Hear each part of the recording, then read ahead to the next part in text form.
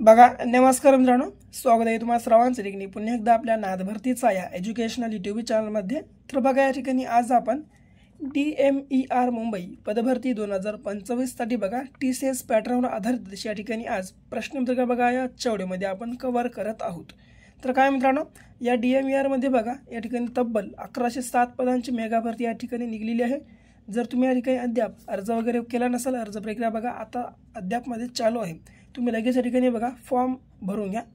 तर बघा, महत्त्वाचं म्हणजे या ठिकाणी आपल्या चॅनलवर नवीन असाल सबस्क्राइब करून घ्या, कारण बघा या ठिकाणी आपल्या चॅनलवर मित्रांनो प्रत्येक पदभरतीची या ठिकाणी एकदम व्यवस्थितरित्या आपल्या चॅनलच्या माध्यमातून तुमची या ठिकाणी तयारी करून घेतली जाते लेखी परीक्षेची। म्हणून काय करा, नवीन असाल सबस्क्राइब बघा या ठिकाणी आताच करून घ्या। तर पहिला प्रश्न बघा, DMER ची स्थापना कोणत्या वर्षी करण्यात आली? तर मित्रांनो बघा, या ठिकाणी आपल्या प्रश्नाचे राईट आन्सर पर्याय क्रमांक अ, जे की 1970 या ठिकाणी असणार आहे। बघा, लक्षात तुम्हाला ठेवायचं आहे।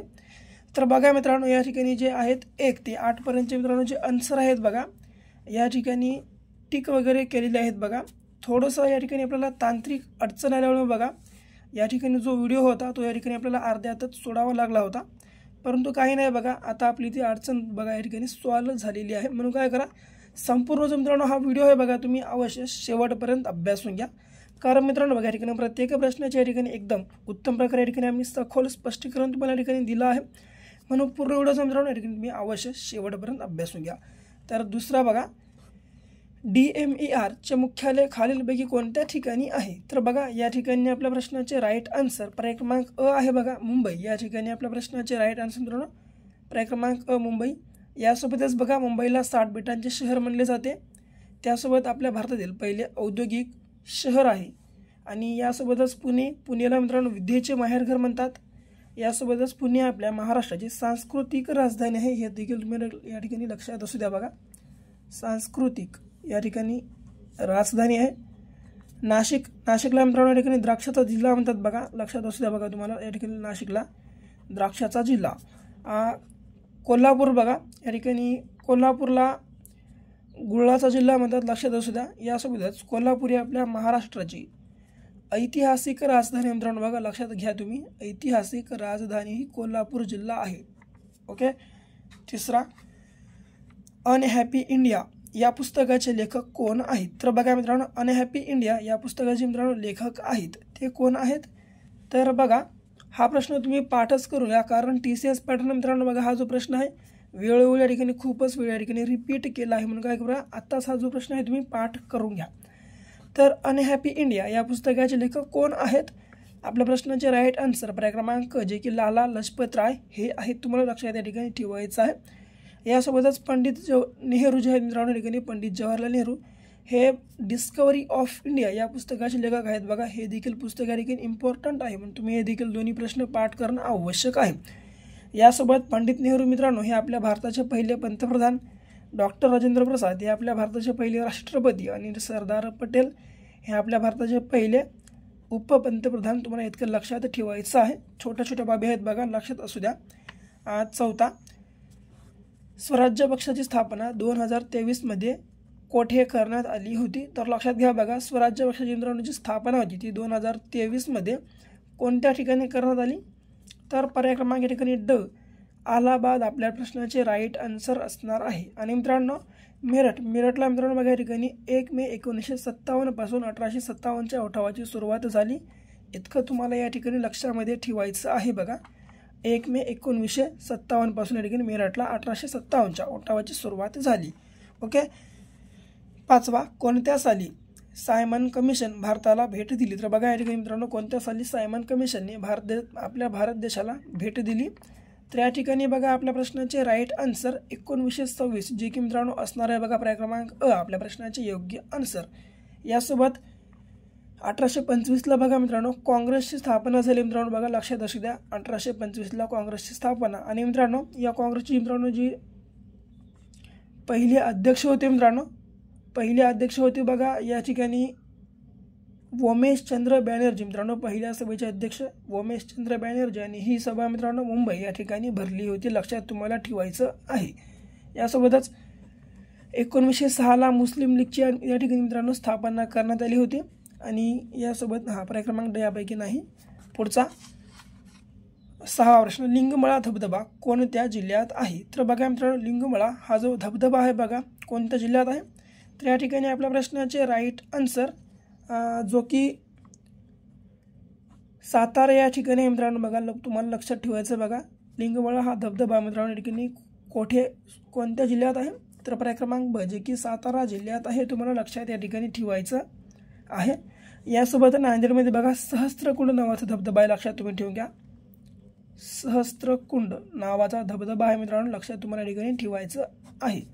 पुढे छत्रपती संभाजीनगरला मित्रांनो बघा आपल्या महाराष्ट्राच्या ठिकाणी पर्यटन राजधानी मित्रांनो आपल्या महाराष्ट्राचे आहे. आणि मित्रांनो बघा महाराष्ट्र शासनाने 2010 साली बघा या ठिकाणी छत्रपती संभाजीनगरला आपल्या महाराष्ट्राची पर्यटन राजधानी आपल्या महाराष्ट्र शासनाने या ठिकाणी घोषित केलेली आहे. पुढे 7वा प्रश्न, महाराष्ट्रात शिवसेना पहिल्यांदा सत्तेत कोणत्या वर्षी आली? तर बघा आपल्या महाराष्ट्रामध्ये मित्रांनो शिवसेना पहिल्यांदा सत्तेत कोणत्या वर्षी आली? प्रश्नाचं राईट आन्सर पर्याय क्रमांक जे की 1995 आहे. पुढे भौतिकशास्त्रातील पहिले नोबेल पारितोषिक मिळवणारे पहिले भारतीय कोण? तर बघा मित्रांनो भौतिकशास्त्रातील पहिले नोबेल पारितोषिक मिळवणारे पहिले भारतीय मित्रांनो या ठिकाणी पर्याय क्रमांक जे की चंद्रशेखर वेंकटरमण हे असणार आहे. बघा आपल्या प्रश्नाचे राईट आन्सर पर्याय क्रमांक या ठिकाणी ड हे आहे.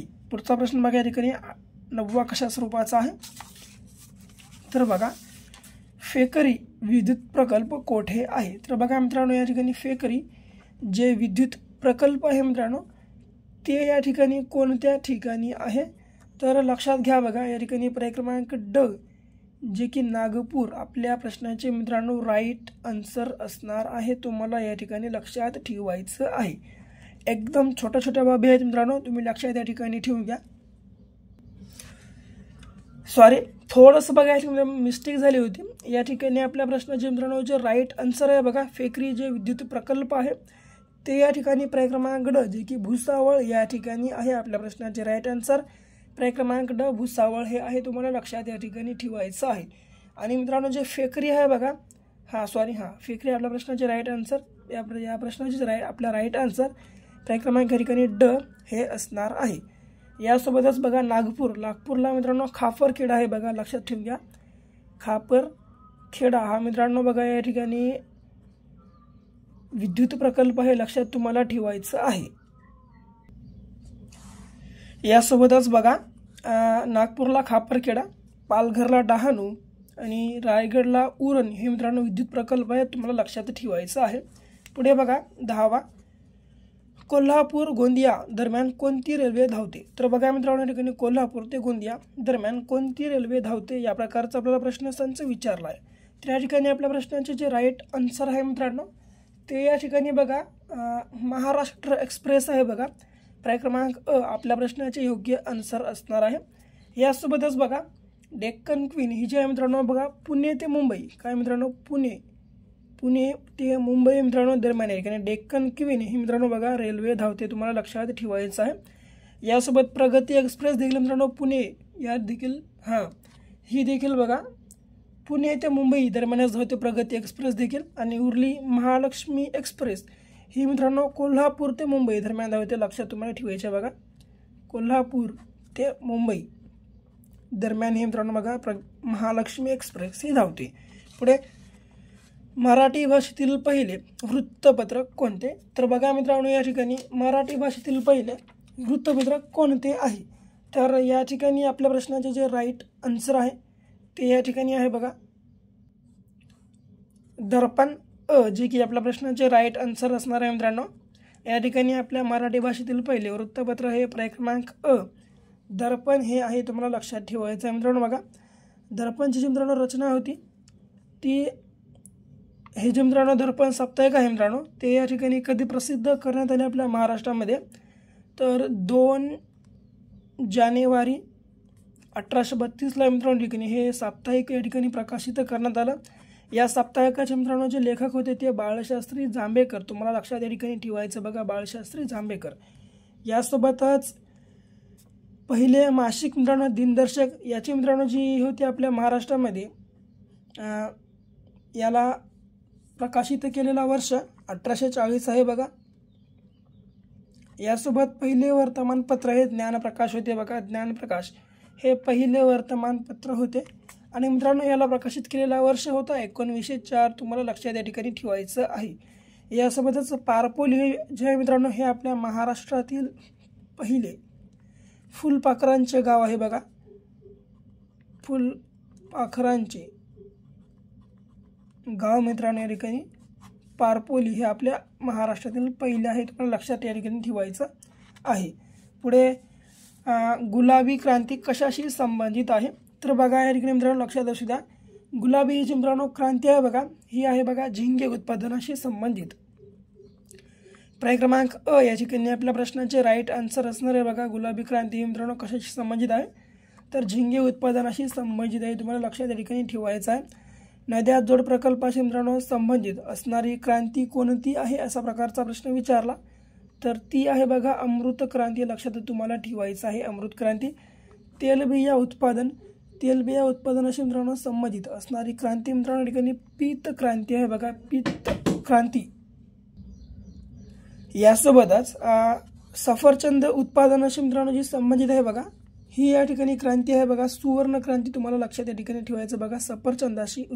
सफरचंदाच्या उत्पादनाशी संबंधित असणारी मित्रांनो क्रांती ही सुवर्ण क्रांती आहे. तुम्हाला इतकं लक्षात या ठिकाणी ठेवायचं आहे. पुढे बघा 13वा प्रश्न कशा स्वरूपाचा आहे तर बघा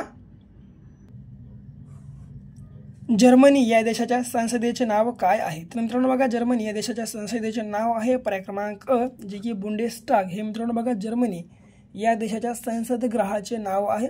यासोबतच मजलिस हे जे मित्रांनो नाव आहे बघा हे इराण या देशाच्या संसदेचे नाव आहे बघा. तुम्हाला लक्षात ठेवायचं आहे बघा इराण देशाच्या संसदेचं नाव मजलिस.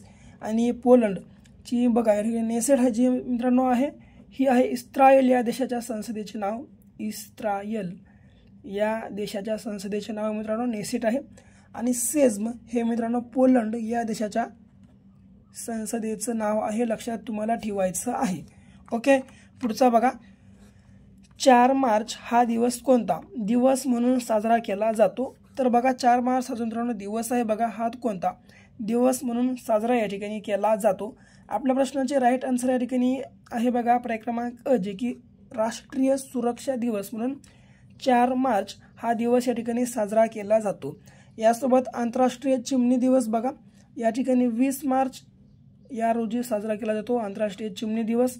जागतिक जल दिवस बघा 22 मार्चला या ठिकाणी साजरा केला जातो जागतिक जल दिवस. आणि 21 मार्चला बघा या ठिकाणी मित्रांनो जागतिक वन दिवस साजरा केला जातो. लक्षात तुम्हाला ठेवायचं आहे. छोट्या छोट्या बाबी आहेत.